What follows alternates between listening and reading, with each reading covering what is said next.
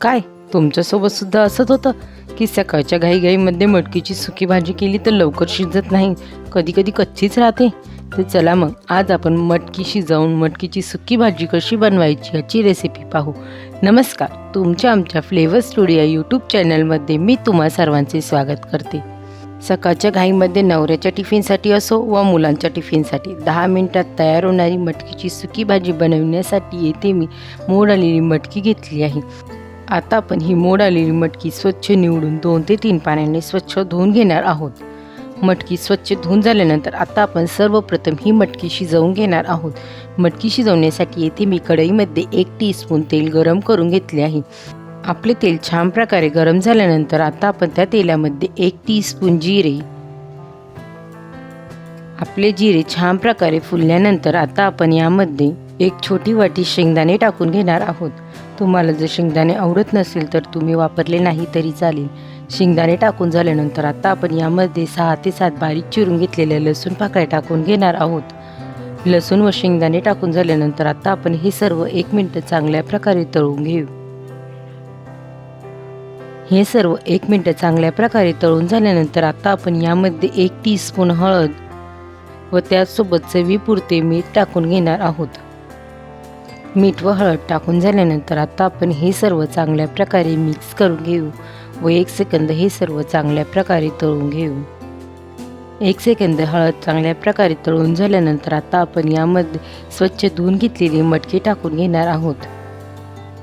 मटकी टाकून झाल्यानंतर आता आपण हे सर्व चांगल्या प्रकारे मिक्स करून घेऊ. अशा प्रकारे एकदा तुम्ही मटकी नक्की ट्राय करून पहा. चवसुद्धा वेगळी लागते व तुमची मटकी लवकरात लवकर चांगल्या प्रकारे शिजून जाते व सकाळच्या घाईमध्ये झटपट तयार होते. हे सर्व चांगल्या प्रकारे मिक्स करून झाले आहे.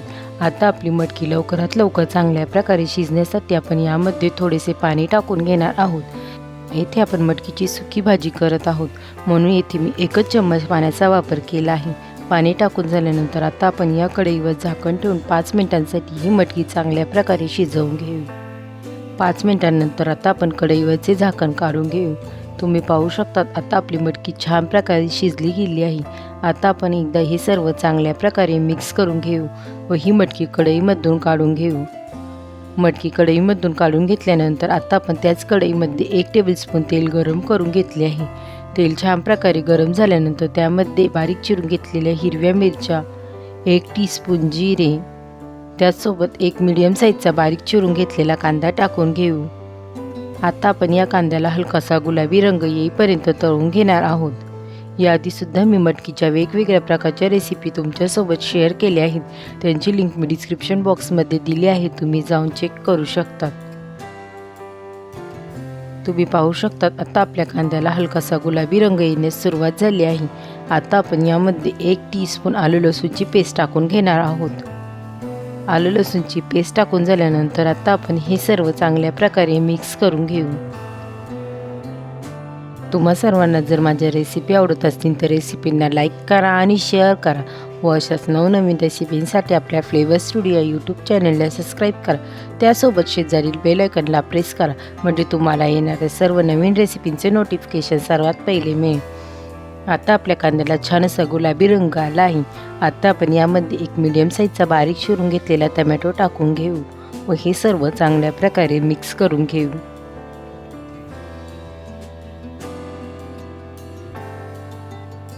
1 मिनिटानंतर आता आपला टोमॅटो छान असा मऊसूत तळला गेला आहे. आता आपण यामध्ये काही पावडर मसाले टाकून घेऊ. 1 टीस्पून हळद, 1 टेबलस्पून काश्मीरी लाल मिरची पावडर,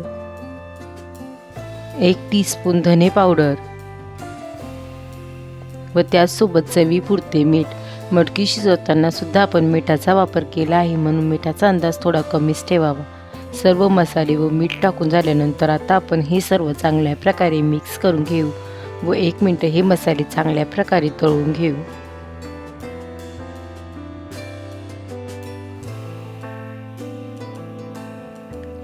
एक मिनिटानंतर आता आपले मसाले छान प्रकारे तळले गेले आहेत. आता आपण यामध्ये शिजवून घेतलेली मटकी टाकून घेणार आहोत. मटकी टाकून झाल्यानंतर आता आपण हे सर्व चांगल्या प्रकारे मिक्स करून घेऊ.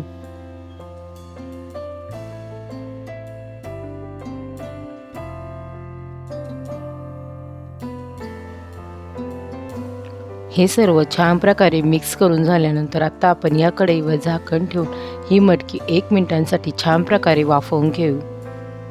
1 मिनिटांनंतर आता आपण कढईवरचे झाकण काढून घेऊ व हे सर्व चांगल्या प्रकारे मिक्स करून घेऊ.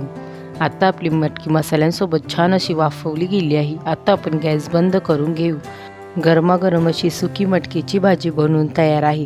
वरण भातासोबत करा किंवा मुलांच्या किंवा नवऱ्याच्या टिफिनसाठी. गरमागरम मटकीची भाजी अप्रतिम अशी लागते. तुम्ही एकदा नक्की ट्राय करून पहा.